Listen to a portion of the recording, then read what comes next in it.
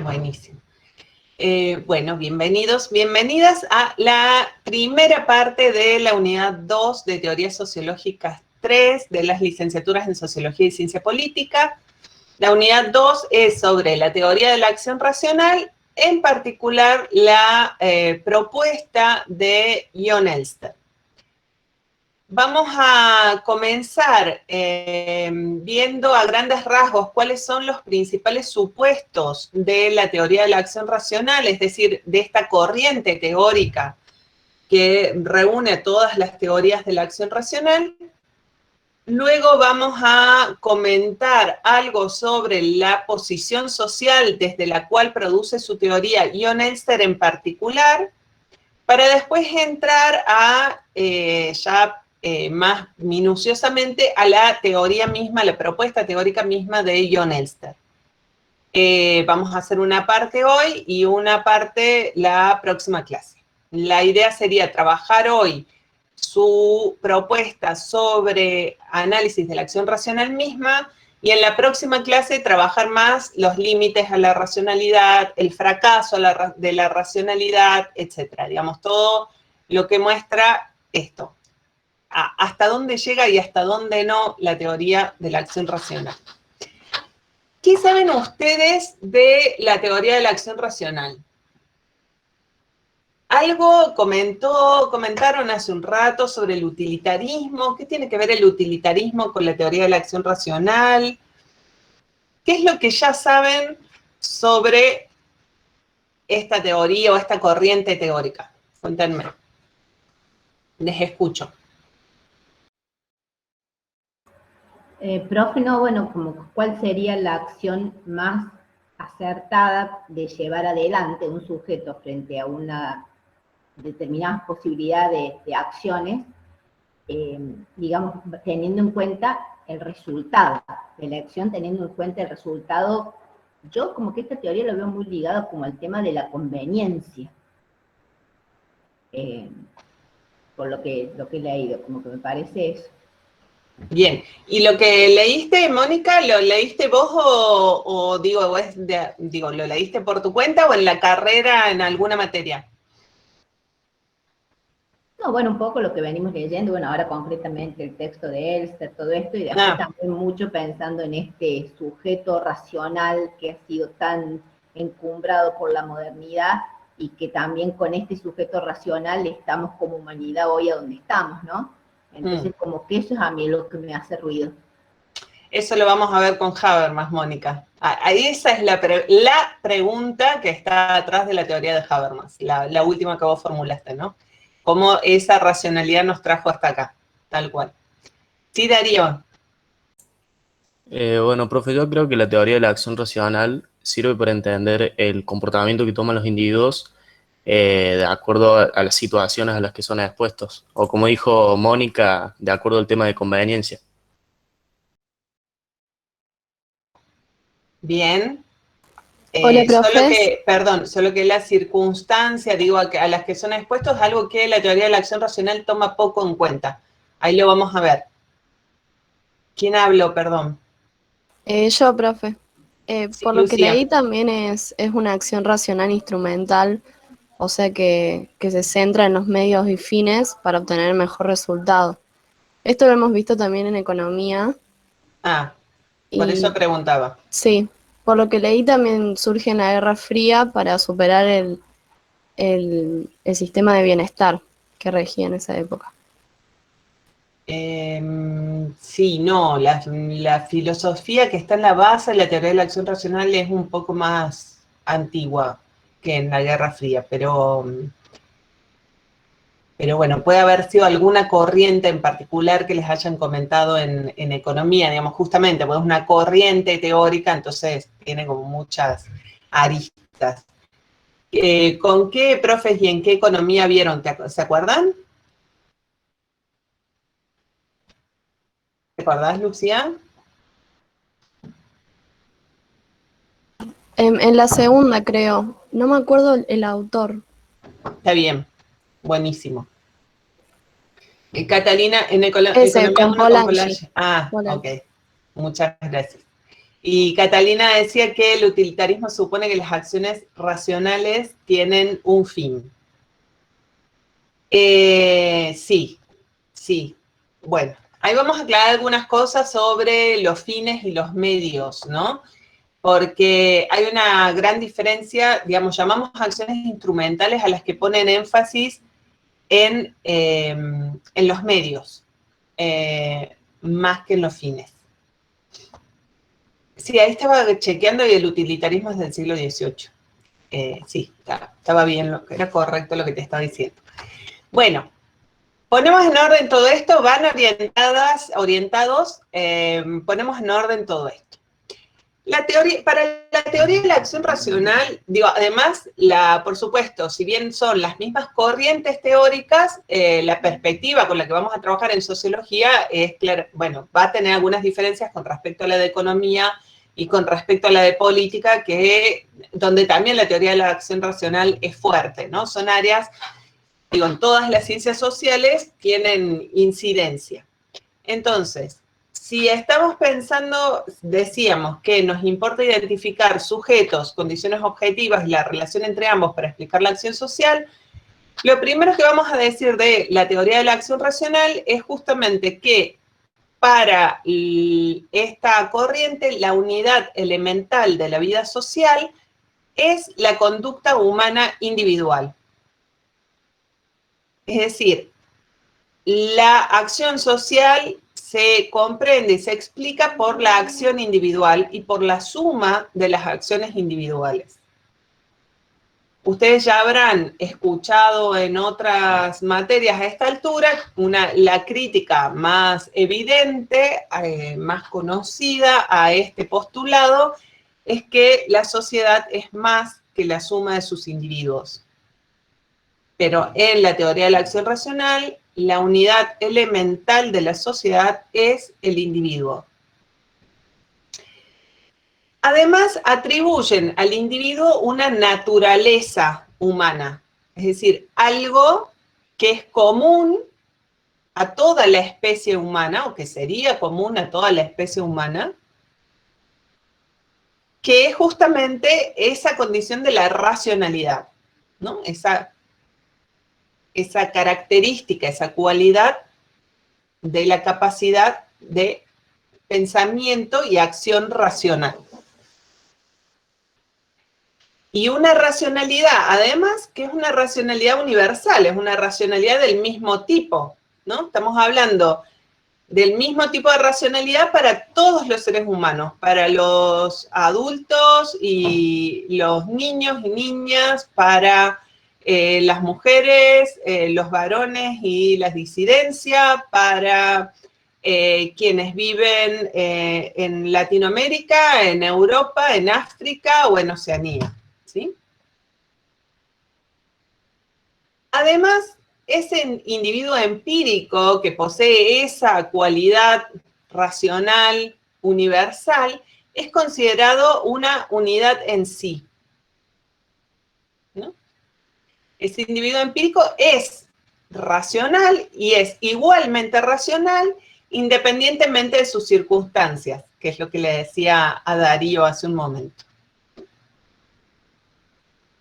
La crítica que se le hace a este postulado desde otras teorías, que entre ellas las que vamos a ver más adelante, como la de Bourdieu, es que los sujetos somos sujetos construidos en base a propiedades que resultan pertinentes y eficientes en determinados sistemas de relaciones y en otros no.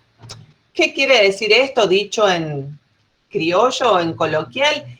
Que uno es diferente en los diferentes ámbitos en los que se mueve. Es decir, yo no me comporto ni soy, entre comillas, la misma persona como profesora, con ustedes dando clase, que con mi hijo y mi hija del otro lado de esa puerta, ¿sí? Como mamá, ni como hija con mis padres y con mi madre, ni como amiga, ni como colega. Digamos, ponemos en juego, ni como pareja, ¿no? Ponemos en juego distintas propiedades y recursos. ¿Sí, Agustín? Buenas tardes, profe. Yo tenía Agustina, una perdón. pregunta. Sí. Sí, no hay problema. Yo tenía una pregunta porque cuando empezamos la primera clase usted mencionó que esta cátedra se iba a enfocar principalmente en las condiciones objetivas, los sujetos y la relación que hay entre ellos, y en este caso sería una relación más que nada independiente, ¿no? Como que el sujeto no depende del contexto como para desarrollarse y demás, ¿no? Exacto, tal cual. Ahí vamos a ir a cómo piensan las condiciones objetivas, tal cual. Hay otra característica de esta teoría que es que pasa del nivel explicativo. ¿Se acuerdan que yo les decía? Las teorías sociológicas son teorías explicativas de la acción social. Lo que nos interesa en sociología es comprender y explicar por qué los sujetos actúan como actúan. Y en la teoría de la acción racional, más que explicar por qué la gente actúa como actúa, pasa al nivel normativo, al nivel de cómo debe actuar la gente para ser racional, ¿no? Y en ese cómo se debe actuar para ser racional, tienen un primer supuesto, digamos, hacen como 3 pasos, digamos. El primer paso en la teoría de la acción racional es que para explicar por qué la gente actúa como actúa, debo pensar primero cómo actuaría alguien racional. En segundo lugar, tengo que definir qué es racional. Y en tercer lugar, definen que para ser racional, el individuo debe orientar su acción para producir los mejores resultados posibles de acuerdo a sus propósitos individuales. No son los mejores resultados posibles, no sé, acordados en la asamblea. Son los mejores resultados posibles de acuerdo a sus propósitos individuales. Por lo tanto, la teoría de la acción racional lo que hace es, dice qué es lo que se debe hacer y en qué condiciones se debe hacer para lograr nuestros deseos de la mejor manera posible, ¿no? Para alcanzar nuestros intereses, nuestros deseos de la mejor manera posible. Por eso es que la teoría de la acción racional es tan común, es tan corriente en la formulación de programas, de proyectos, de planes y de políticas de intervención social, ¿no? Es una de las teorías más utilizadas para la formulación de planes, programas y proyectos y políticas de intervención. Justamente porque es una teoría, como ustedes decían, instrumental. Y yo les decía, una teoría instrumental implica una teoría de los medios, no una teoría de los fines, ¿no? Los fines están dados, son mis deseos, mis propósitos, mis intereses. Lo que la teoría piensa es en los medios, en cuáles son los mejores medios para alcanzar esos fines. Por eso decimos que es una acción, que la acción racional siempre es una acción instrumental, pero al revés no. No toda acción instrumental, es decir, que piensa o pone énfasis en los medios, es una acción racional. ¿Por qué? ¿Se les ocurre algún ejemplo de acción instrumental que no sea racional?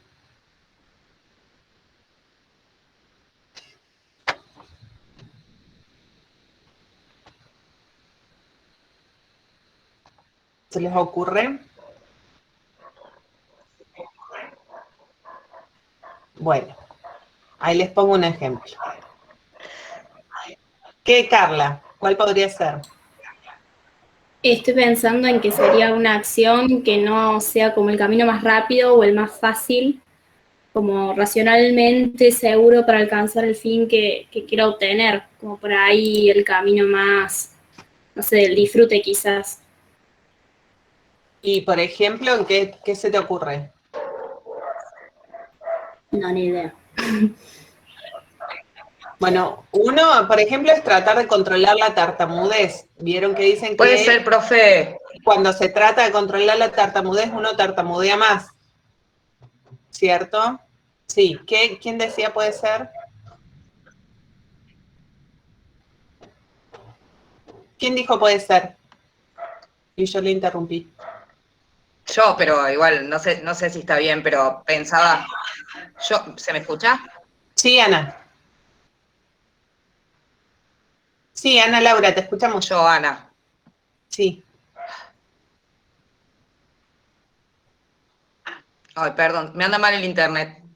Ah, pero va apagando ¿Me la escuchan? cámara. Bueno, no, pensaba, por ejemplo, qué sé yo, salvarle la vida a alguien poniendo en riesgo nuestra vida. Bien, eso es como más complejo. Ahí vamos a ver un ejemplo parecido a ese, porque ahí hay que pensar en otras cuestiones un poquito más complejas. Está bueno el ejemplo, pero porque es uno de los ejemplos clásicos, además de acción racional. Ahí lo retomamos. Y si yo me lo olvido, haceme acordar, porfa. Dale. Bueno, miren esta acción instrumental, pero no racional.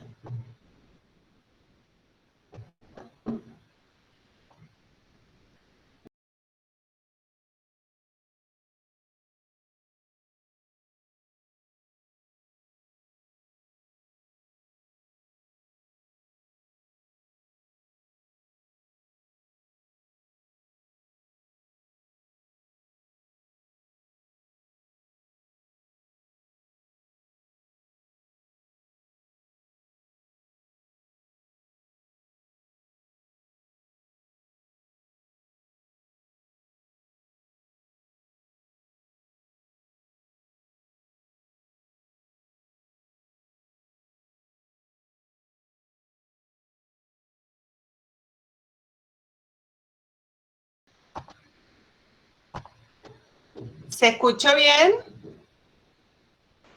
Sí. ¿A que no? Que procuro olvidarte es la acción instrumental menos racional del mundo. ¿Por qué es instrumental? Porque pone énfasis en los medios. Tiene un propósito y tiene un medio, tiene un montón de medios que son los que siguen contándose en la canción, ¿no? Entonces dice, me enriedo en amores, por ejemplo, sin ganas ni fuerzas por ver si te olvido.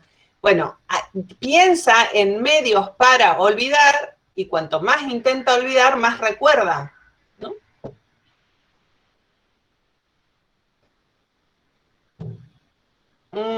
Sí, Damián, pero también es un ejemplo que tiene otras aristas, ¿no? Para ver, y también vamos a ver algo vinculado con eso ahora en la clase.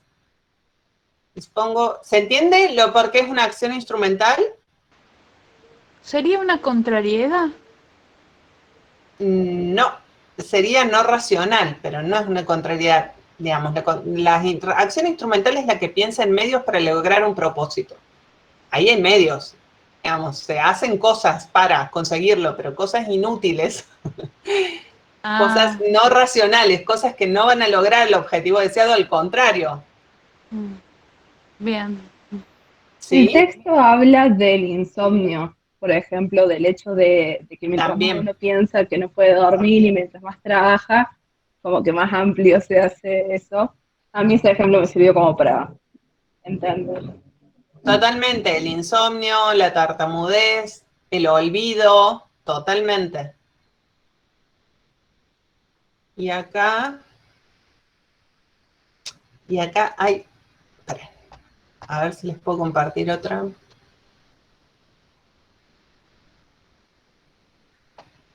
Miren esta.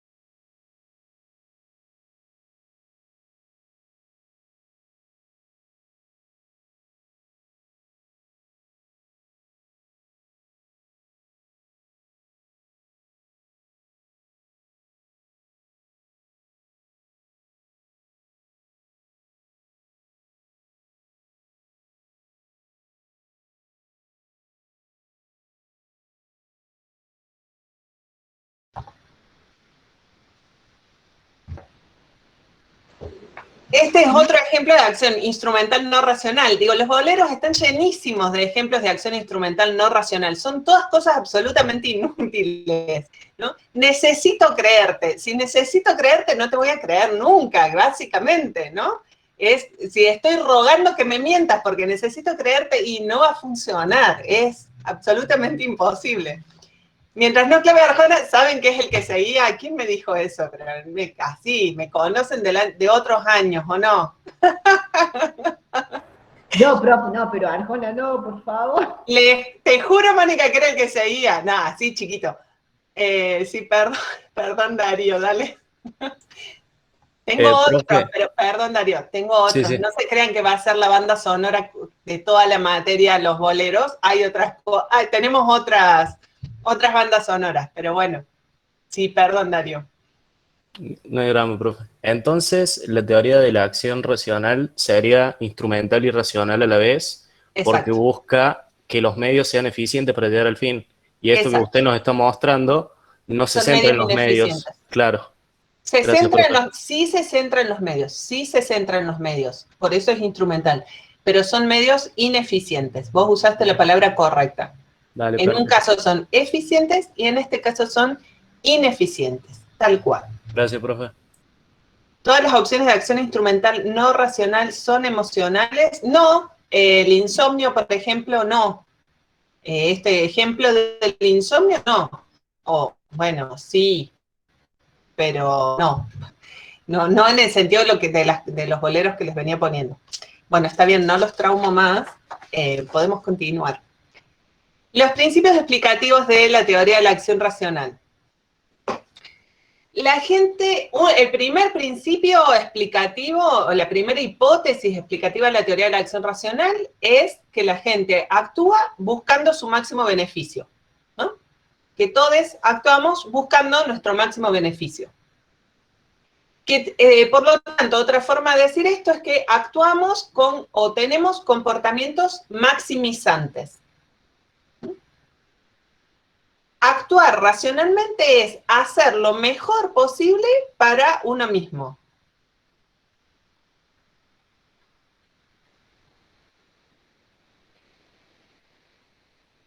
Y en esto hay, digamos, este es como un el de la teoría de la acción racional, este postulado, esta hipótesis explicativa que les acabo de presentar, es como un gran primer nivel de las explicaciones sociológicas que tienen que ver con esto, ¿no? Con las motivaciones, la intencionalidad de la acción humana. Este primer nivel es maximizante, lo que les decía, el de la teoría de la acción racional.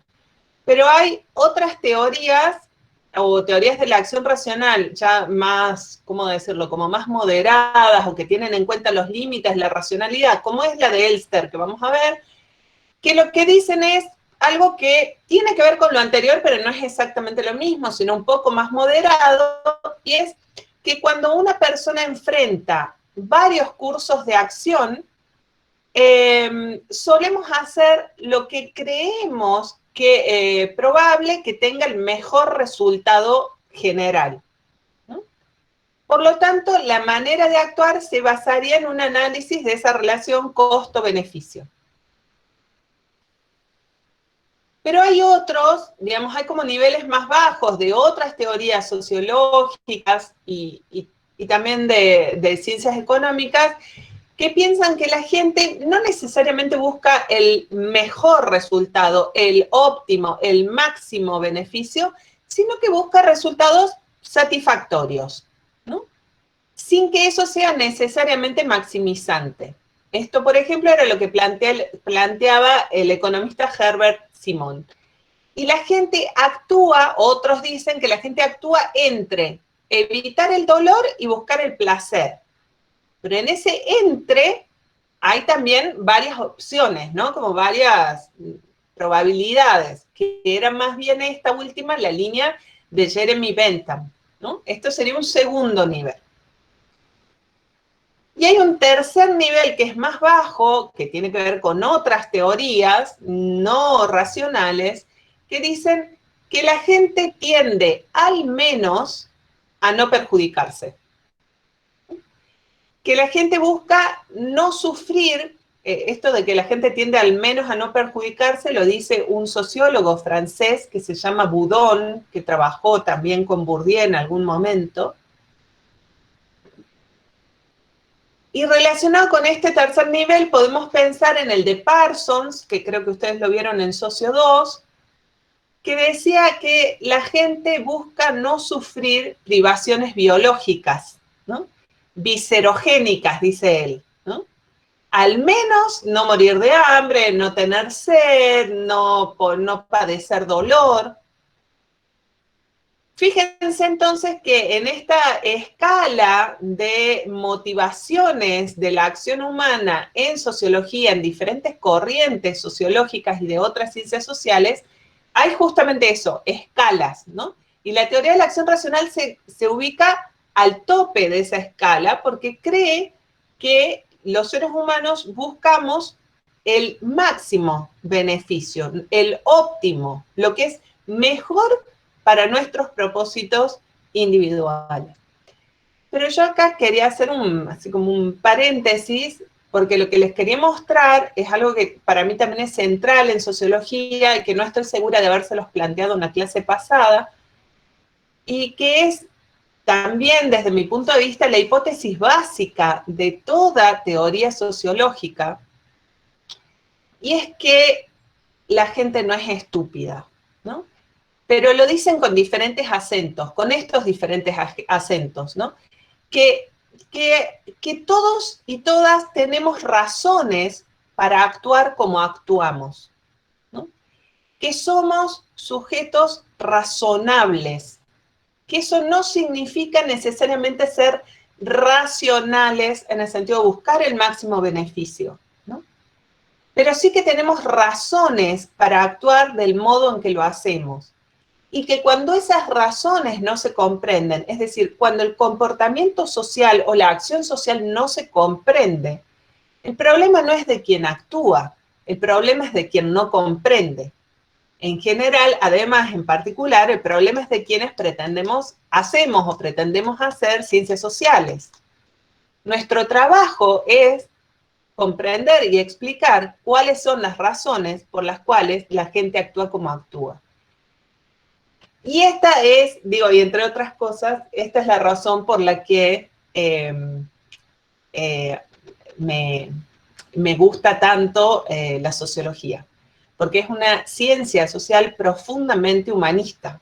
O sea, tiene una fe, siempre digo que es una ciencia que se basa en una fe, y es una fe en los seres humanos, es una fe en los sujetos, es una fe en la razonabilidad de las personas, en que tenemos razones para actuar como actuamos, aun cuando actuamos de las maneras más incomprensibles e incluso más horrendas. Bueno, eso, quería hacer este paréntesis porque me parece que no lo había puesto, no lo había dicho la clase pasada y me parece importante. ¿Profe? Sí. ¿Quién habla? Y cuando, yo, Ana. Laura, sí. Y cuando, para la teoría esta de la acción racional, ¿qué pasa con aquellos que no actúan, aquellos individuos que no actúan dentro de la maximización de los beneficios o de esta idea racional de están como afuera de la sociedad, estamos enfermos, o cómo, qué sería? Porque obviamente no actuamos todos.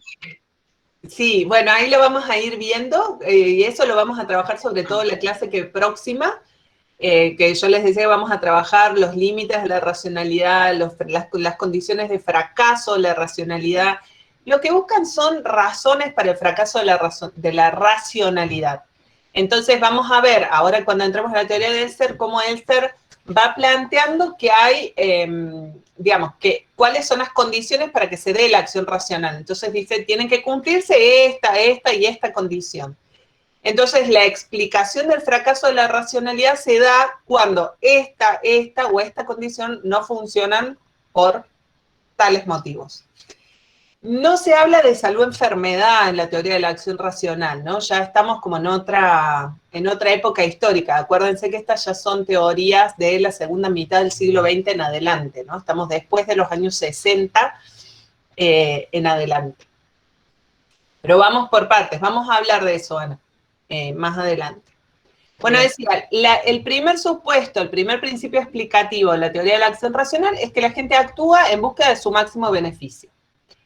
El segundo supuesto es que el comportamiento humano no es necesariamente consciente. Perdón, que sí es necesariamente consciente. Para ser racional tiene que ser consciente, tiene que estar en juego la conciencia. Y ahí van a salir muchos otros autores como Giddens, Bourdieu, Schutz, Goffman, entre tantos otros autores, a decir, bueno, no, la mayoría del comportamiento humano, la mayor parte del comportamiento humano no es consciente, ¿no? No pasa por la conciencia. Pero bueno, digamos, esas son las críticas. La tercera hipótesis explicativa es que, y acá venía algo que trajeron hace un rato, que preguntaban hace un rato, ya no recuerdo qué compañera, sobre cómo considera las oportunidades la teoría de la acción racional, las condiciones objetivas. Las llama oportunidades, porque si el acento está puesto en cómo llevo adelante, qué medios son necesarios para alcanzar mis fines, lo que me encuentro no son condicionamientos, sino oportunidades para la acción o falta de oportunidades para la acción que concrete mis propósitos. Esas oportunidades en la teoría de la acción racional son algo dado, es decir, no es algo que se problematice, no es algo que se piense cómo se construye, no es algo que se piense que se pueden modificar, ¿no? Es algo dado.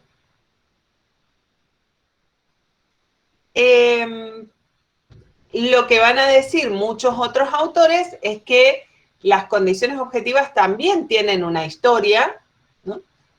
Son resultado de acciones sociales previas, además, y por lo tanto, en la medida en que son coyunturales y son arbitrarias, también se pueden modificar, ¿no?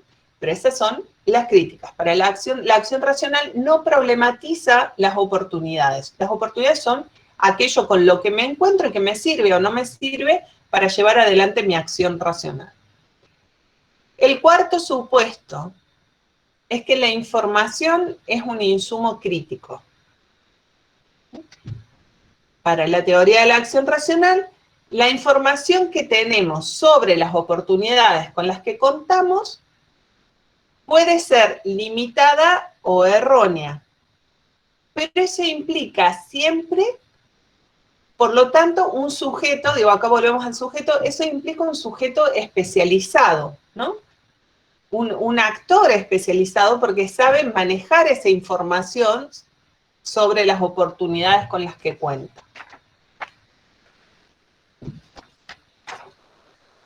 Acá también hay cataratas de críticas posibles porque hay muchos autores que dicen la información también puede ser no información solo sobre las oportunidades actuales que me encuentro, sino información que he incorporado y aprendido a lo largo de mi trayectoria y que es lo que uso para actuar.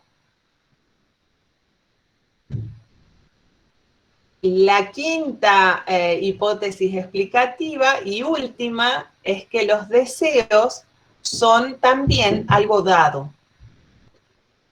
No hay una pregunta en la teoría de la acción racional sobre cómo se conforman, cómo se construyen los deseos de las personas, ¿no? ¿De dónde salen nuestros propósitos? ¿Por qué tenemos esos propósitos y no otros?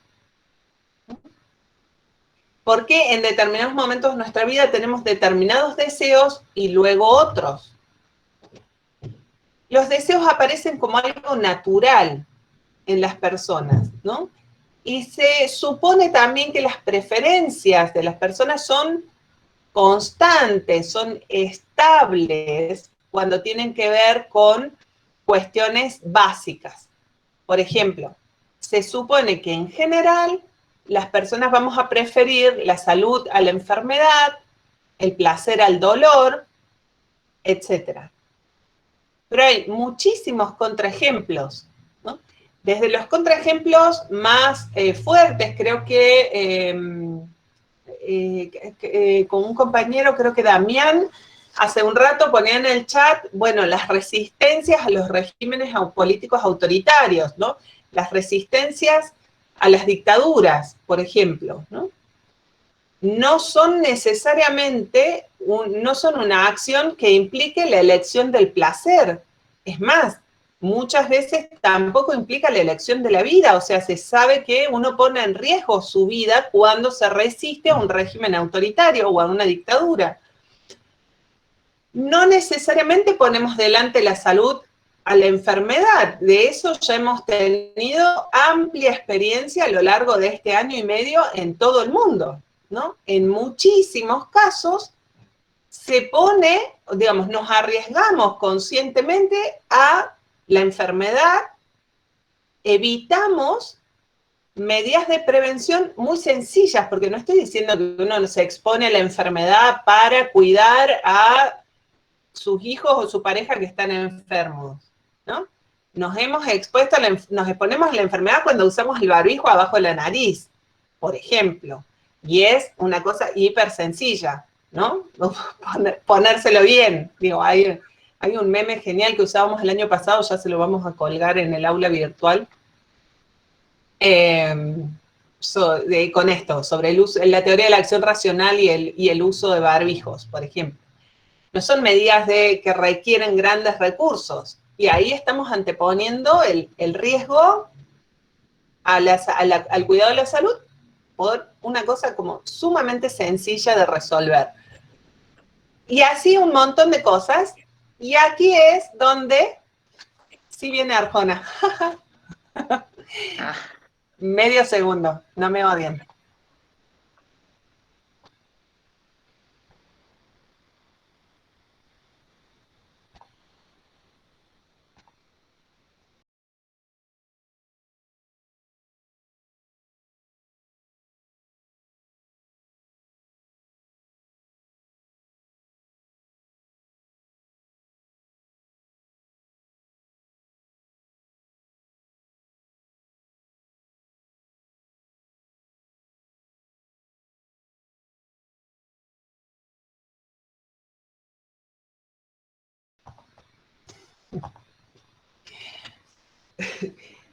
Porque no siempre elegimos el placer al dolor, yo les dije. ¿Por qué ponía esto? El dime que no, ¿no? El dime que no tiene que ver también con eso, con elecciones no racionales, de acuerdo a la teoría de la acción racional, ¿no? Bueno, ni hablar de otras cosas que tienen que ver con los oídos, por ejemplo, ¿no? Con el placer y el dolor y demás. Hay montones de ejemplos, yo decía hace un rato los ejemplos de política, porque los había traído Damián a las resistencias a las dictaduras, pero también hay montones de ejemplos en las religiones, ¿no? Los mártires, las prácticas de autoflagelación, de ayunos, de penitencias, y hablo de las religiones en plural, ¿no? Hay muchas religiones, el negarse a las transfusiones de sangre o a algunas otro tipo de prácticas médicas, etcétera, ¿no? Entonces, hay un montón de preferencias que la teoría de la acción racional toma como dadas que no lo son necesariamente. Y para la sociología en general, digo, para otras corrientes teóricas, es sumamente importante pensar la construcción histórica de los deseos y preferencias de los sujetos, ¿sí? Cómo los deseos se fueron construyendo a lo largo de la trayectoria de un sujeto en determinadas condiciones objetivas. Entonces, en síntesis, digo, para hacer como este cierre de como los supuestos principales de la teoría de la acción racional. Las prácticas sociales son resultado de opciones estratégicas, conscientes y racionales destinadas a obtener los mejores resultados posibles de acuerdo a mis deseos, según la información disponible que tengo sobre mis oportunidades. ¿Sí? Estamos hasta ahí, digo, como pantallazo general de la teoría de la acción racional, y ahora le entramos además específicamente a la teoría de Elster. ¿Estamos? ¿Dudas, consultas, comentarios? No, profe. Profe, yo le pido si podrías repetirlo porque se me escuchó todo cortado y no pude escuchar lo que había dicho, perdón. No sé dónde se escuchó cortado. Justo la última parte de lo que estaba explicando, como el cierre que dio, no se escuchó nada. No sé, ahí también pone un compañero en el chat. La síntesis de la teoría de la acción racional. Sí. ¿Sabes que yo tengo mi conexión a full? No sé qué estará pasando. Bueno, decía que... A mí también, perdón, a mí también se me cortó cuando estaban en el inicio de la clase explicando lo que había que subir al aula, y luego tuve que salir de la computadora y hacerlo en el teléfono y se entrecortaba, y bueno, ahora funciona. Pero bueno, se escucha así. Bueno, haremos, digo, lo que se pueda. ¿Qué va a ser? Son las condiciones en las que estamos trabajando. No puedo hacer más con respecto a eso. Lo que podemos, bueno, lo que pueden hacer es sí revisar la grabación después. Lo que decía de síntesis, la teoría de la acción racional, es que entonces las acciones son resultado de opciones estratégicas que son conscientes y son racionales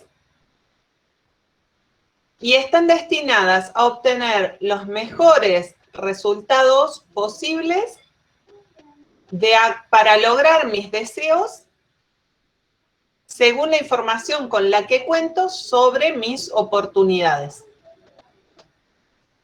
¿Sí? Eso sería el hilo que une todas las 5 hipótesis que fui mencionando, ¿verdad? ¿Alguna otra duda, consulta, comentario? Profe, Elster vendría a ser entonces como el principal teórico. No te entendí, Camilo. ¿Qué? Sí, si Elster vendría a ser como el principal teórico de la teoría racional, o sea, ¿por qué lo estudiamos a él? ¿Por qué lo estudiamos a él? No sé si es el principal, si es uno de los principales. Tiene otras particularidades que ahora vamos a ver. Igual lo que planteé hasta ahora es como de qué se trata la teoría de la acción racional, ¿no? En general, no entré a Elster todavía. Lo elegimos con la profe porque Elster es, no solo que es una propuesta sociológica, porque digo, hay muchas propuestas, como les decía, desde las ciencias económicas y la ciencia política. Elster trabaja desde la sociología, digamos, eso es una razón. Y dentro de quienes trabajan desde la sociología, nos parece particularmente interesante justamente por lo que les decía al principio de la clase, por su trabajo sobre los límites de la racionalidad. O sea, Elster tiene como muchísima conciencia, para usar sus mismos términos, sobre cuáles son los límites de la racionalidad. Y ha trabajado, tiene muchísimo desarrollo sobre eso. ¿Sí, Camilo? Sí, profe, genial. Gracias. De nada. ¿Estamos? ¿Qué saben, si es que saben? ¿Saben algo de Elster? En particular de John Elster. ¿Saben quién fue, qué hizo? ¿Lo googlearon un poco, leyeron un poco? ¿Es noruego? Muy bien, Carla. ¿Es marxista? ¿Qué? Un marxista muy particular, porque no es dialéctico. Analítico. Muy bien. ¿Y eso qué querrá decir? Un marxista analítico viene a ser como un oxímoron, como una contradicción en los términos. Nació en 1940, muy bien, está vivo también. Sí, se formó en filosofía y en política, además de en sociología, muy bien. ¿Vieron textos de Elster en otras materias? ¿En cuáles?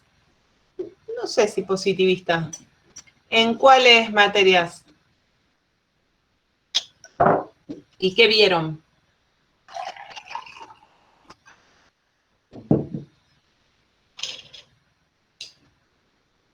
¿Seguro? Ah, mira. ¿Alguien más se acuerda de haber leído algo de Elster? No sé, Bueno. tengo idea de que en Fundamento de las Ciencias Políticas nos dieron algo, pero algo en relación Ah. a las minorías, ¿puede ser? No sé, a las minorías no sé. Eso no sé. Bueno, vamos a darle, en el aula virtual tienen un video de, no, Elster es noruego, no norteamericano. Trabajó en Estados Unidos, o sea, de Elster trabajó en Noruega, trabajó en Francia y en Estados Unidos, o sea, fue profe, digamos, en los 3 países. En el aula virtual les hemos puesto una conferencia de Elster, en la que él habla en español, un español duro, pero la conferencia es en español. Les voy a poner ahora un pedacito.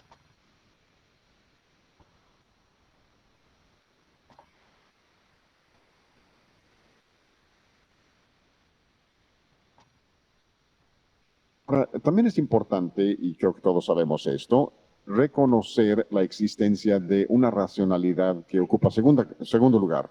Una gente que es irracional y lo sabe puede actuar racionalmente para evitar una conducta irracional en el futuro.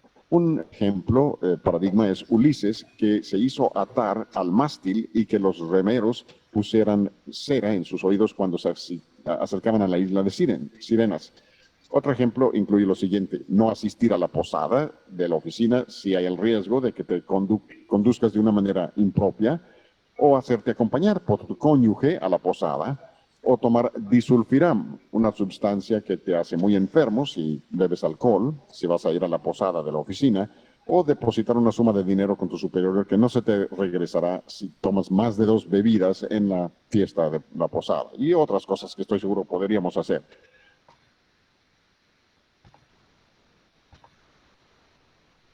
Bien, era solo para mostrarles quién es John Elster, mostrarles en acción, y además ahí hace referencia a 2 ejemplos justamente de los que vamos a hablar, de cuando para actuar racionalmente restringimos nuestro conjunto de oportunidades. Cuando él dice, cuando habla de ir a la posada de la oficina, es la fiesta de la oficina, ¿no? Entonces dice, bueno, si en la fiesta de la oficina creemos que nos vamos a emborrachar y vamos a pasar vergüenza, vamos a quedar mal, bueno, tenemos algunas estrategias para restringir nuestras oportunidades, por ejemplo, que nos acompañe nuestra pareja y no nos deje tomar tanto, o, bueno, etcétera, etcétera. Bien, lo que dijeron de Elster es correcto. Yo quería contarles, digo, nació en 1940, sigue produciendo y sigue enseñando. Les conté yo que trabajó en Estados Unidos, en Francia y en Noruega, y en esos lugares trabajó en las universidades más prestigiosas, en el Collège de France, en Francia, que es como el lugar de consagración de los cientistas y las cientistas sociales en Francia, en la Universidad de Chicago, en la Universidad de Columbia en Estados Unidos, y la Universidad de Oslo en Noruega. ¿Qué más? Es hijo de el que fue CEO de la televisión pública noruega, es decir, es hijo de un periodista que estuvo a cargo de la televisión pública en Noruega. La televisión pública en Noruega es muy parecida a lo que era la BBC en Inglaterra, digamos, no a nuestra televisión pública, sino que son canales muy fuertes, muy importantes en sus países, y con financiamiento público sin control gubernamental, ¿no? Entonces, además son canales muy respetados, muy prestigiosos. Y su madre era poetisa. Digo esto porque esas trayectorias también me parece que tienen que ver con lo que vamos encontrando incluso hasta en el tipo de ejemplos que da Elster, ¿no? Al tipo de ejemplos que usa para desarrollar su teoría. Y lo que les quería contar era esto del marxismo analítico. Elster se reconoce marxista junto con otros autores que se llamaban el Grupo de Septiembre, porque se reunían todos los septiembres, y Elster trabajó con ellos en los años 80, o sea, comenzaron a reunirse a principios de los años 80, y Elster se alejó a principios de los 90, pero siguió trabajando en esa línea. Y ellos lo que decían es que ellos sostienen los mismos ideales del marxismo, pero que creen que científicamente la forma de llegar a la revolución es poniendo énfasis no en los sujetos colectivos, la lucha de clases, y en el método dialéctico para pensar, sino en el análisis tomado del positivismo, pero no sería positivista en este caso por otras razones, en el análisis, digamos, en la estrategia analítica y poniendo énfasis en la acción humana individual. Hay un trabajo de Elster que, si no me equivoco más, está en la última capítulo de este libro. Ay, no sé, se ve horrible, el Tuercas y Tornillos. Ahí, ¿no? Tuercas y Tornillos. Creo que era el último de este libro y que creo que yo no se los puse en la bibliografía, pero tal vez lo puedan... Sí, el último. En este libro, en el capítulo 16, no se lee nada, pero bueno, el capítulo 16 se llama Cambio Social.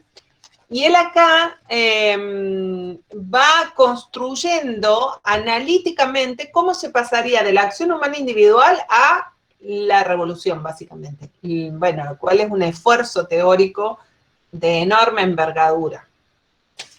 Bien, esa es la perspectiva, digamos, una extraña mezcla entre ideales marxistas y teoría de la acción racional.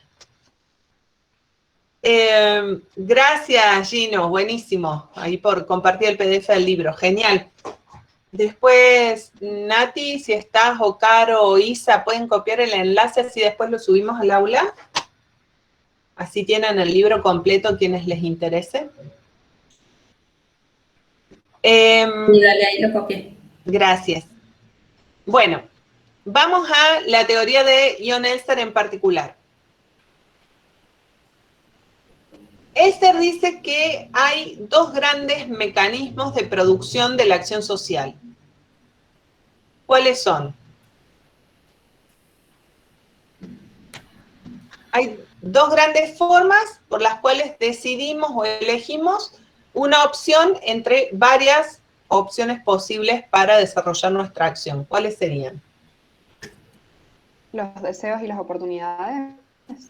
No, esos van a ser elementos de la acción racional, pero los mecanismos de desarrollo de la acción son, la elección racional es uno, exacto, Mónica, y el otro es el cumplimiento de normas, ¿no? Son los dos mecanismos por los cuales entre varios cursos de acción posibles seleccionamos una acción y no otras. Vamos a ver hoy, en la próxima clase vemos un poquito de cumplimiento de normas. Hoy vamos a comenzar a trabajar el mecanismo de la elección racional. En ese mecanismo de la elección racional, ahí sí, encontramos tres elementos, ¿no? Estas tres condiciones que yo les decía hace un rato, que Elster plantea para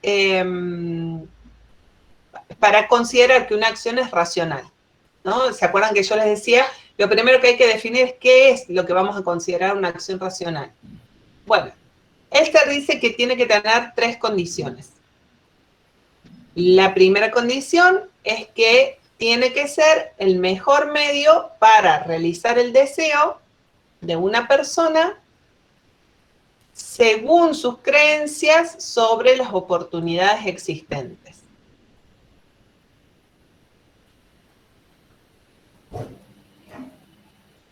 En este caso está aparece en cuestión, o lo central de esta primera condición, es que ese mejor medio o medio óptimo, en esa condición estamos poniendo el énfasis en lo que decía Darío hace un rato, en la eficiencia, ¿no? En el resultado. Es el mejor medio para realizar el deseo de una persona según sus creencias sobre las oportunidades existentes.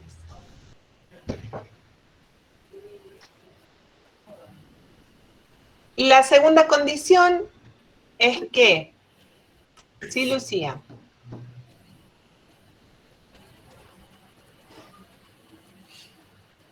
Lucía, ¿habías levantado la mano? ¿Me escucha, profe? Ahora sí. ¿Me escucha? Sí. Hola, profe, buenas tardes. Hola. A mí me queda una duda con eso de la eficiencia, o sea que si se elige un medio para llegar al fin específico, por ejemplo, lleva más tiempo. ¿Eficiencia ineficiente sería considerado racional? Ahí no te entendí, Lucía. ¿Lleva más tiempo que? Yo elijo un medio. Sí. Lleva más tiempo, por ejemplo, igual, sería considerado irracional por esta teoría, digamos. Si me lleva más tiempo, no estoy entendiendo. Si te lleva más tiempo, si es considerado racional, ¿eso? Si la rapidez tiene que ver con la racionalidad. No, si es considerado como menos eficiente, pero se llega a ese fin. Sería no racional. O sea, si es más lento llegar al fin, eso me están diciendo. Si es más lento, si sigue siendo racional. Sí. Vamos a ver, porque eso...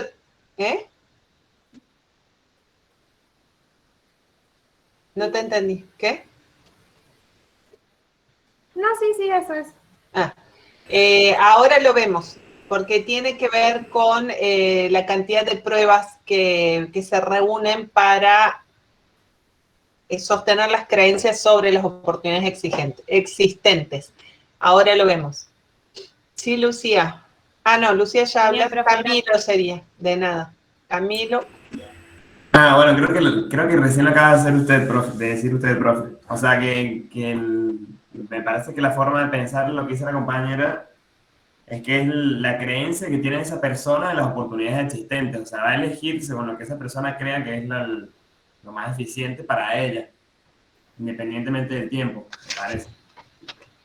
Bueno, no, tiene que ver el tiempo. Por eso, dame un segundo y llegamos ordenadamente a la respuesta.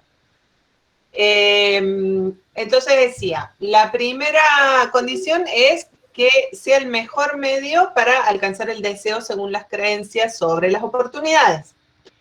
La segunda condición, que esas creencias sobre las oportunidades también sean óptimas. Y esas creencias van a ser óptimas según las pruebas de las que disponemos sobre las oportunidades, ¿no? Según las pruebas, según la información, según la evidencia de la que disponemos sobre cuáles son las oportunidades con las que contamos. Y la tercera condición es que una persona debe reunir una cantidad óptima de pruebas. Y ahí va la respuesta, Lucía. Esas pruebas no tienen que ser ni demasiadas ni demasiado pocas. Y esa cantidad de pruebas o de evidencia o de información sobre las oportunidades con las que contamos depende también de los deseos que queremos o del deseo que queremos satisfacer. Según la importancia que le asignamos a la decisión que vamos a tomar, pero también según el tiempo con el que contamos para tomar esa decisión, ¿no? Y también según las creencias que tenemos sobre los costos y beneficios de reunir mayor cantidad de información. Y acá, la eficiencia, que yo les decía que en la primera condición, la eficiencia estaba puesta en el resultado, ¿no? Que el mejor es el óptimo medio para alcanzar mi deseo, es decir, el medio que me lleva al mejor resultado, al máximo resultado. En este caso, en la condición 3, la eficiencia está puesta en el procedimiento de obtener información sobre cuáles son las oportunidades con las que cuento. ¿Sí? Entonces, ¿por qué digo según la importancia asignada a la decisión? Porque si voy a decidir una carrera universitaria y tal vez empiece a reunir información un año antes, unos meses antes o un par de años antes. Si quiero decidir si me llevo del súper no sé, una bolsa de arroz X o una bolsa de arroz Z, tal vez no necesite reunir tanta información. Si soy médico cirujano, médica cirujana y tengo que decidir operar a un paciente de urgencia, tal vez tenga que tomar una decisión sin tener la cantidad óptima de pruebas y de información necesaria, porque hasta que yo llegue a hacerle todos los análisis, vayan al laboratorio, vuelvan y estén los resultados, posiblemente ese paciente ya no resista. Ese es el caso de la película que la tienen en el aula virtual, porque esta materia, les dije, no solo tiene playlist, también hace recomendaciones de películas. ¿Cómo era, Nati? Porque no me acuerdo el nombre, pero está en el aula. ¿Cómo es? Manos Milagrosas. Ah, ¿vieron Manos Milagrosas? Sí, la vimos. Bueno, esa peli muestra eso. O sea, ese cirujano tiene que tomar una decisión sin poder reunir la cantidad óptima de pruebas, pero en vistas de la urgencia, el procedimiento sí sería racional. O sea, porque ahí si se pone a reunir todas las pruebas que necesitaría, los pacientes, en este caso en plural, no sobrevivirían. ¿Sí? ¿Te ha respondido, Lucía?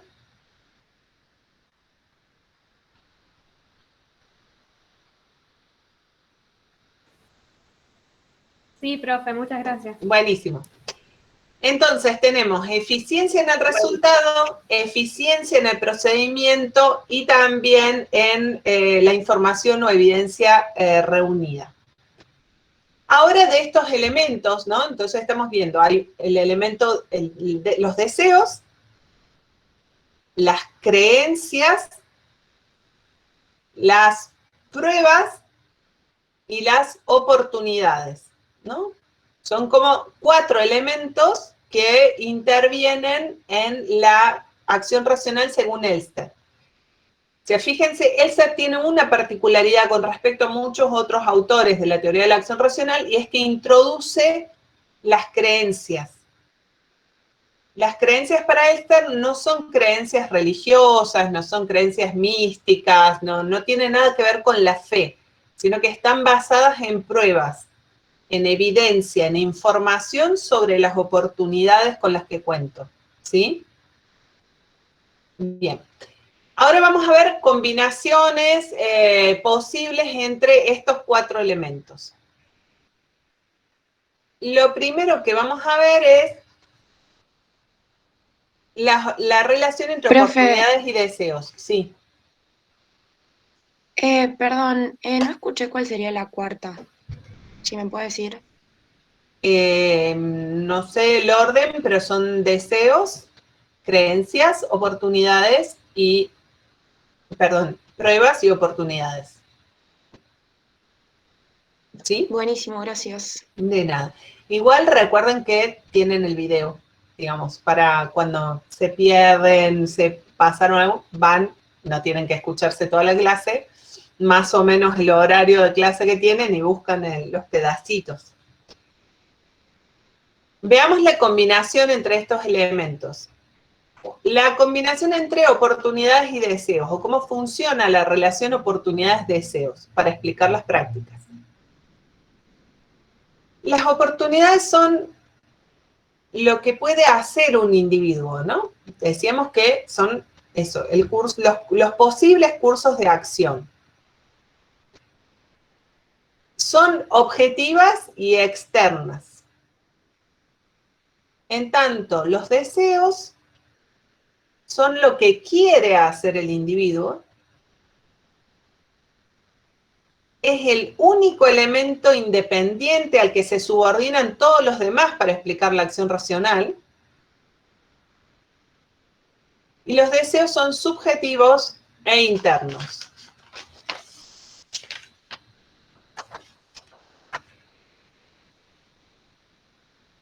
Vamos a ver si les puedo compartir algo.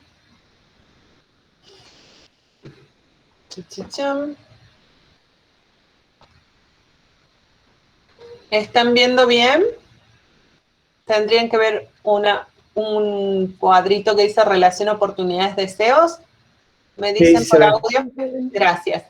Perfecto. Sí, se ve. Gracias. Se suele hablar de las oportunidades y los deseos como si se dieran con independencia unos de otros, ¿no? Pero hay casos en que tanto las oportunidades como los deseos van en la misma dirección. Este es un ejemplo que Elster cita de Tocqueville, que dice que en Estados Unidos los votantes no elegían a los hombres distinguidos, digamos, a gente de clase alta para los cargos públicos, en parte porque no tenían la oportunidad de hacerlo, porque los distinguidos no intervenían en política, y en parte porque no deseaban hacerlo, porque no elegirían a alguien a quien consideran superior, ¿no? En este caso, oportunidades y deseos van en la misma dirección. Pero hay otros casos en que oportunidades y deseos van en direcciones opuestas. Por ejemplo, en este caso, ¿no? Sí. No, digo que ahí ¿Bien? es cuando, digo que ahí es cuando Elster habla de que a veces las penurias o las malas condiciones de vida son como motor para necesidad de generar un cambio social, pero que justamente a veces los que están sufriendo las penurias no tienen las oportunidades para tomar decisiones hacia el cambio. Entonces ahí como que van en direcciones opuestas el deseo y la oportunidad. Exactamente. ¿Quién habló? Yo, Mónica, profe. Gracias, Mónica. Exactamente, Mónica. Y por eso les ponía este libro de Thomas Frank de ¿Por qué los pobres votan a la derecha? Que es un libro, bueno, de hace unos no tantos años, ahora unos 10 años, creo. No, capaz que un poco menos, 2000, bueno, no me acuerdo la fecha, pero no es de hace unos años. Pero que tiene que ver con eso, ¿no? La relación cambio y pobreza-riqueza, ¿no? Cuantas más restricciones tengo, más razones para cambiar, pero menos oportunidades. O sea, posiblemente más deseos de cambiar, pero menos oportunidades y viceversa, ¿no? Cuantas más oportunidades tengo, menos deseos de cambiar. Entonces acá, deseos y oportunidades van en direcciones opuestas. Y hay otros casos en que sí la teoría de la acción racional reconoce que uno influye al otro, es decir, oportunidades influyen en deseos o deseos influyen en oportunidades de manera directa.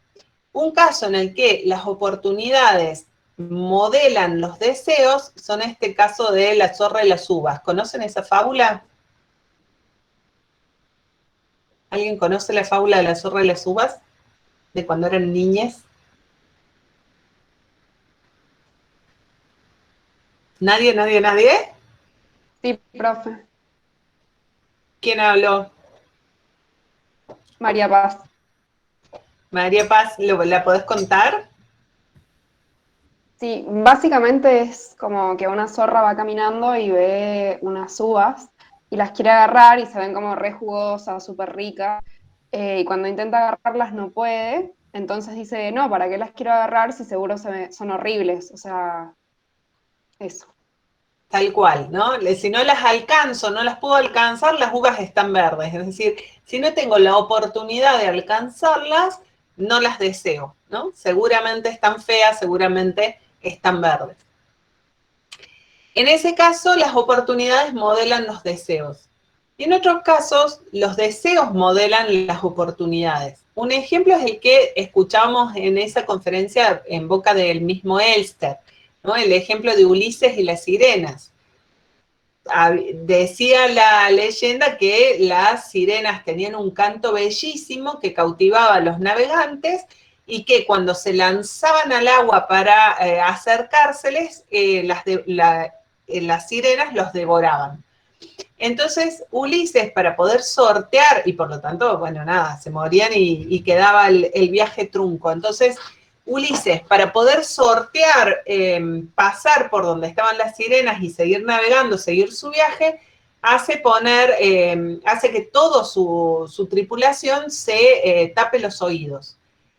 Y él, que como quería escucharlas, se hace atar a un mástil para no taparse los oídos, escucharlas y no tener la oportunidad de tirarse al mar, ¿sí?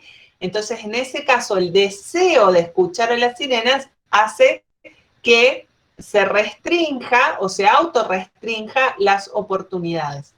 Lo mismo los ejemplos que daba Elster sobre ir a la fiesta de los compañeros de trabajo y no pasar, y cómo hacer para no pasar vergüenza y no emborracharse, ¿no? ¿Cuáles son las posibles estrategias de autorrestricción de las oportunidades?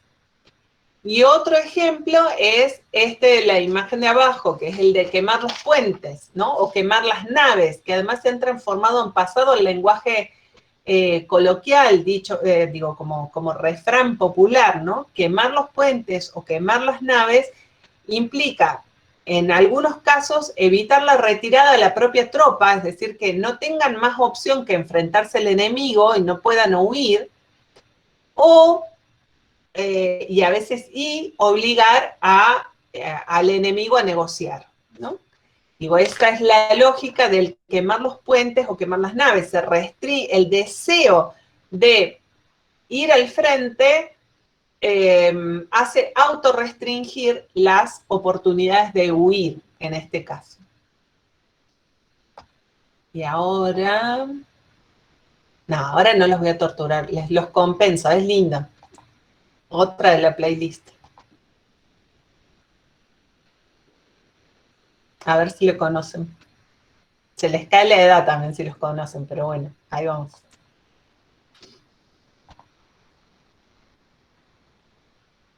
Uf.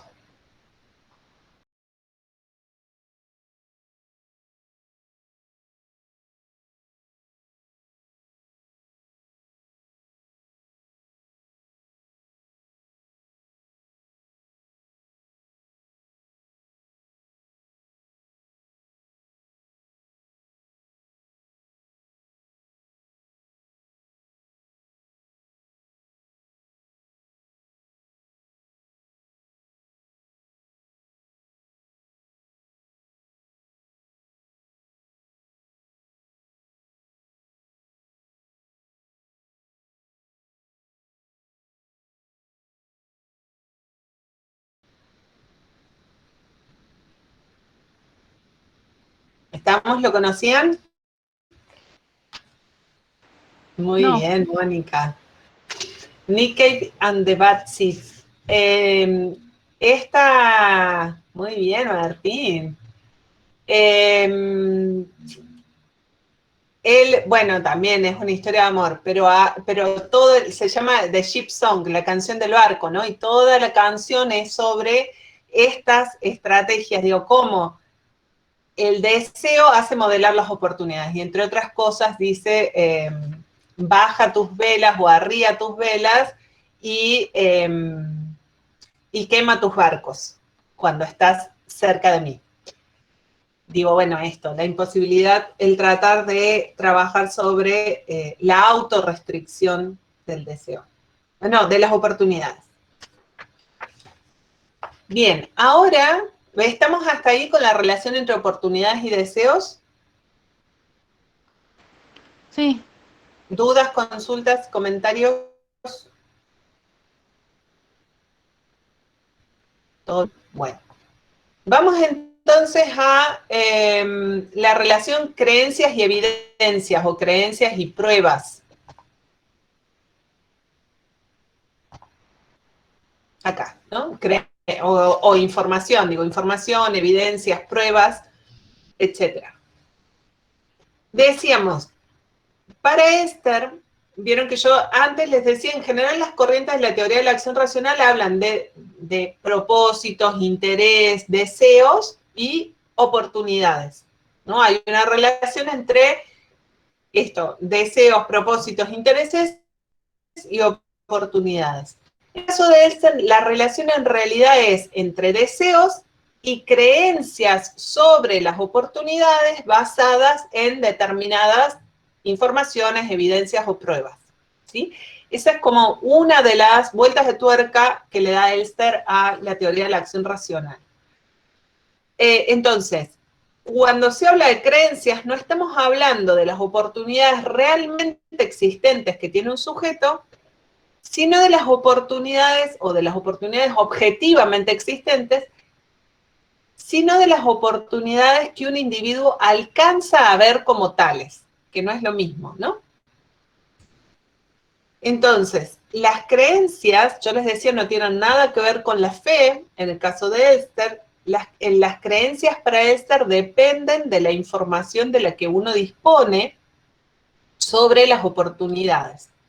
Por lo tanto, podemos tener creencias equivocadas, creencias erradas, ¿no? Y acá ya estoy dando algunas pistas de en qué casos la acción puede ser racional y fracasar. Y puede fracasar, por ejemplo, porque mi creencia es errada. ¿Cuándo puede ser? Puede también ser que no se conocen ciertas oportunidades, es decir, falta información, ¿no? Y por lo tanto, cuando falta información porque no conozco ciertas oportunidades, puedo no elegir el mejor medio disponible para realizar mi deseo. Y ese es el caso de Romeo y Julieta. ¿Qué les pasó a Romeo y Julieta y a su deseo de estar juntos? ¿Por qué fracasó su acción racional? ¿Quién me cuenta?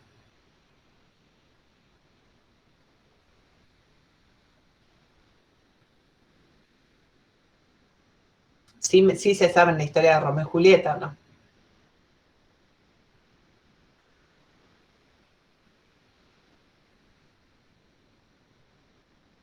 ¿Me están escuchando? Profe. Sí.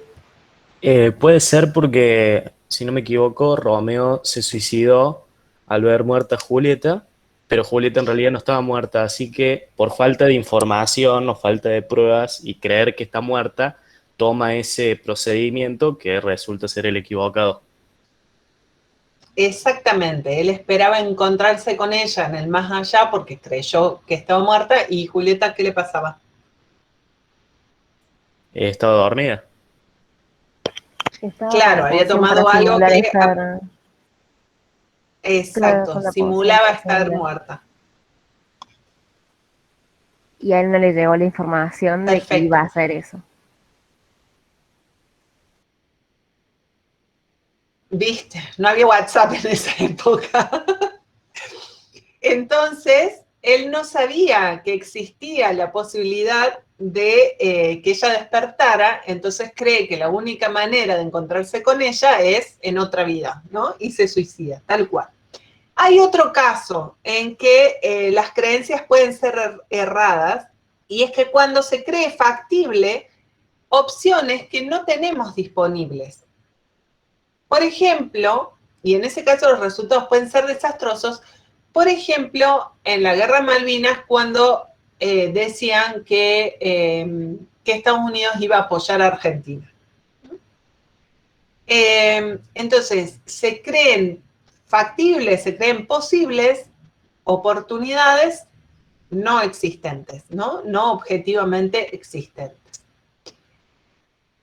Y la última posibilidad es que todo el proceso puede ser racional, pero aún así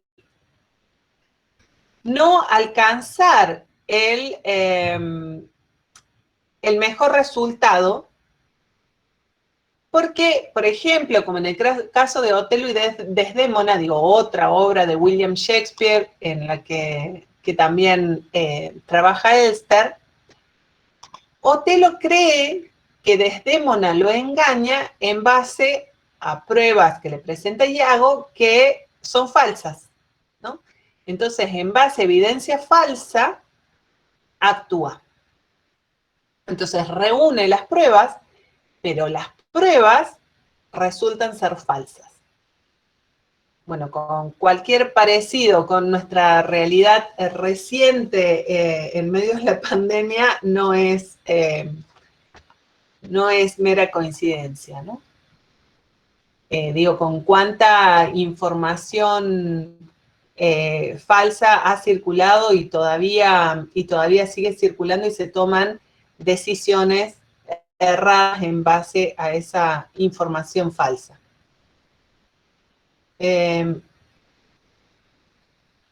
Si la creencia es falsa,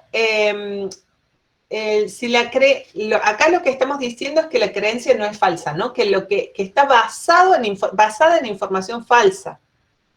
Entonces, sí se reunieron las pruebas, pero las pruebas eran falsas. Entonces, estos son casos de límites de la racionalidad, ¿no? Son casos en los que fracasa la racionalidad. O sea, esto ya empieza a mostrar hasta dónde llega y hasta dónde no la acción racional. Era lo que yo les decía hace un rato a alguna compañera, digo, al principio de la clase, les decía, ella plantea estos cuadros y las características que tienen que tener para que la acción sea racional, y luego empieza a complejizar esas relaciones, que es lo que estamos viendo ahora, para mostrar que la elección racional no es un mecanismo infalible, porque, entre otras cosas, una persona racional puede elegir solo lo que cree que es el mejor medio para alcanzar sus deseos. Y esa creencia puede ser errónea y puede estar equivocada por todas estas opciones que dimos, ¿no? Porque puede ser que no se conozcan oportunidades que sí existen, o porque se cree que existen oportunidades que no existen, o sea, lo inverso, o porque se tiene información falsa. ¿Sí? Entonces, para Elster, la racionalidad es una relación entre una creencia y sus fundamentos.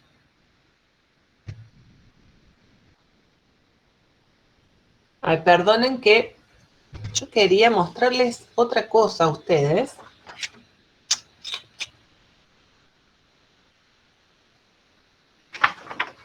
Y no sé cuándo se las voy a mostrar. Bueno. Me perdí en mi plan de clases. Si no, se las muestro la próxima. Además, porque ya estamos llegando así como a la hora del fin de la clase teórica.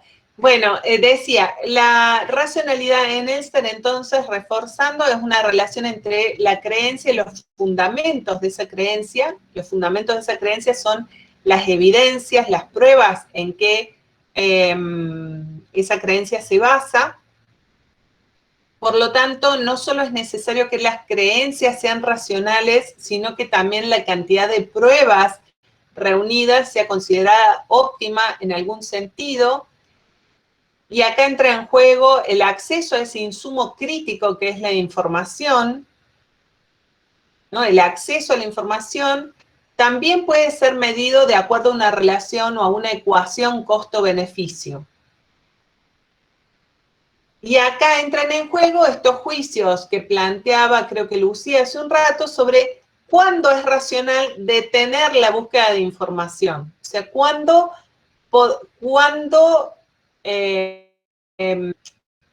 se considera eficiente la decisión de detener la búsqueda de la información para tomar una decisión, ¿no? Entonces, ahí corremos riesgo de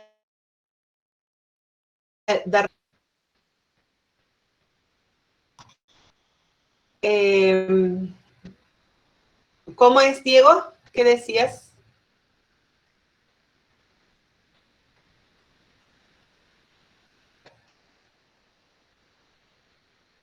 ¿Diego?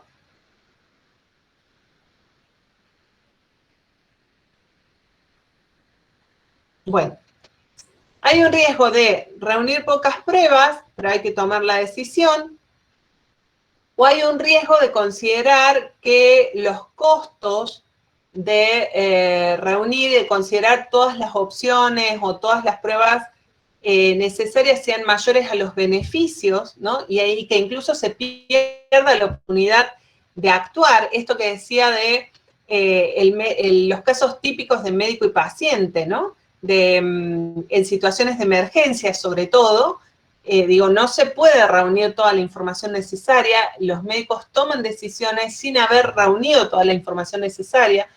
En general, otro caso típico es, por ejemplo, a quién se rescata de un naufragio, ¿no? El año pasado y todavía ahora, aunque ya no son noticias, pero siguen sucediendo estos naufragios en las costas del sur de Europa, de los migrantes, y cuando hay muchísimas personas en un naufragio y hay algunos rescatistas, digamos, ¿cómo se toma la decisión de a quién socorrer primero? Porque los recursos son escasos. ¿Cuál es la información que se toma, que se requiere para tomar ese tipo de decisiones? ¿En qué medida esa decisión puede ser racional? ¿No? Ahí entra en juego esto de cuál es la ecuación costo-beneficio del reunir más o menos pruebas para tomar las decisiones. Y no perder la oportunidad de actuar, ese es el punto, o no llegar demasiado tarde a la oportunidad de actuar. Entonces, en principio, todas las creencias están basadas en probabilidades, ¿no? En probabilidades subjetivas, en pálpitos informados, dice Elster. Weber tenía también una expresión muy parecida a esta idea de pálpito informado, ¿no? Hay algo que ya sabemos, que ya hemos acumulado, que ya hemos aprendido a lo largo de nuestra trayectoria, esto no lo dice Elster, no lo dicen los de la teoría de la acción racional, pero en general funcionamos así, ¿no? Podemos tomar algunas decisiones, por ejemplo, un cirujano en una emergencia puede tomar algunas decisiones porque no tiene información específica sobre este caso en particular, pero ha visto un montón de casos similares a ese, ¿no? Entonces, ese es el modo en el que se toman decisiones. Y Diego decía en el chat de si podía ser un ejemplo la vacuna del COVID. No sé un ejemplo de qué será, Diego. ¿Vos querés decir si es un ejemplo de la poca información reunida?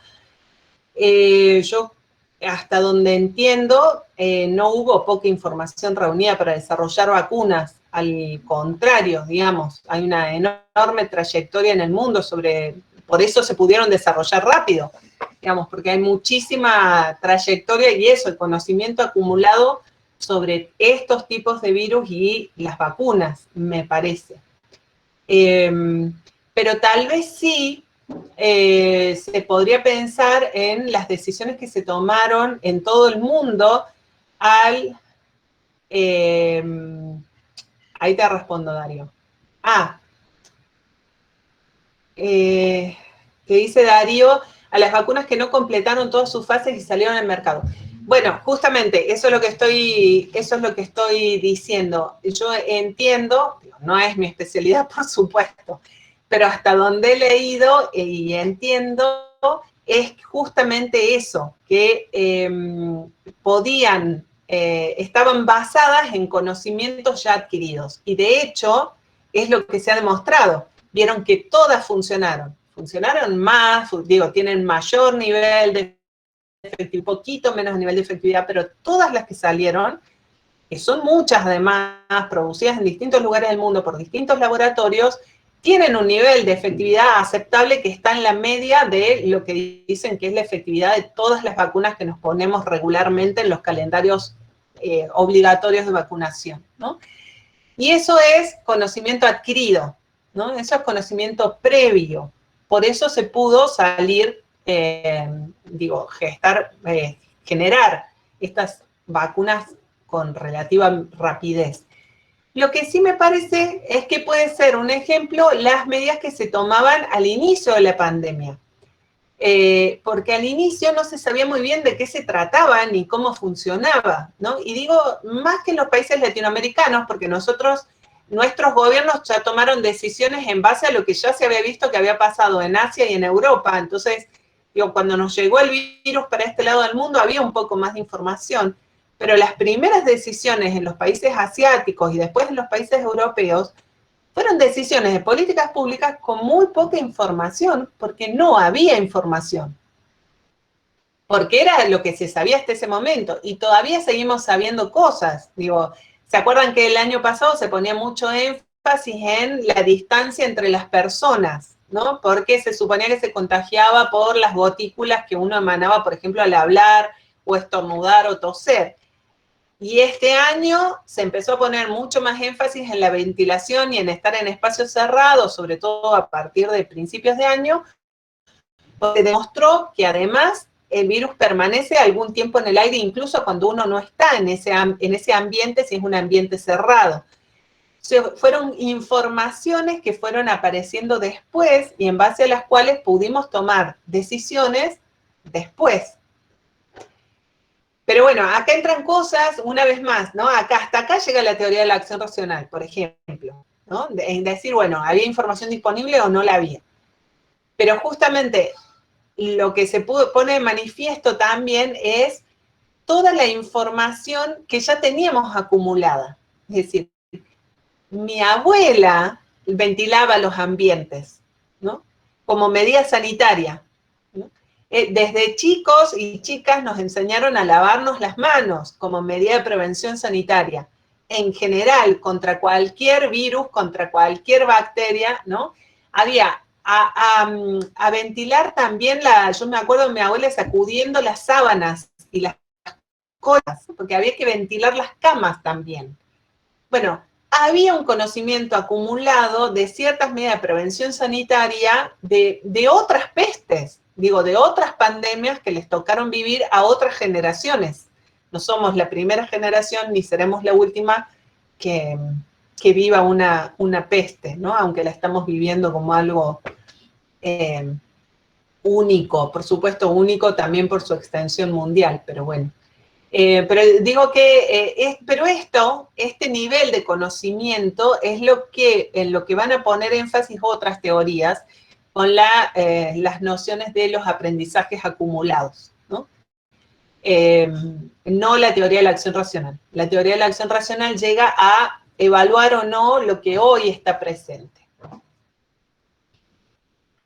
¿Algo más? No sé, aparecieron algunas cosas más en el chat.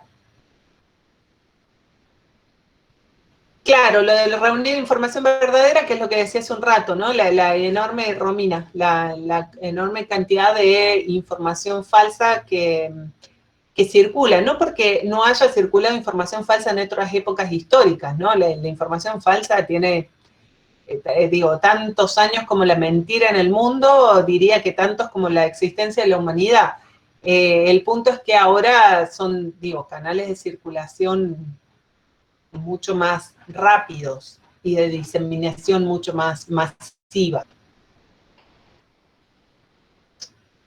¿Algo más? Se me durmieron todos. Es feo. Bueno, hacemos recreo. Yo me voy de primer recreo de 15 minutos hasta las 6:20 y vuelven con la profe Natalia para el práctico, ¿sí? Bueno, seguimos con la segunda parte de la clase de Alstom. En este mismo enlace apagamos cámaras y micrófonos por 15 minutos. Y nos vemos el próximo lunes con la segunda parte y última de la unidad 2 de Esther. Dale, muchas gracias, nos vemos. Adiós, que anden Gracias, bien. profe. Chao, chao.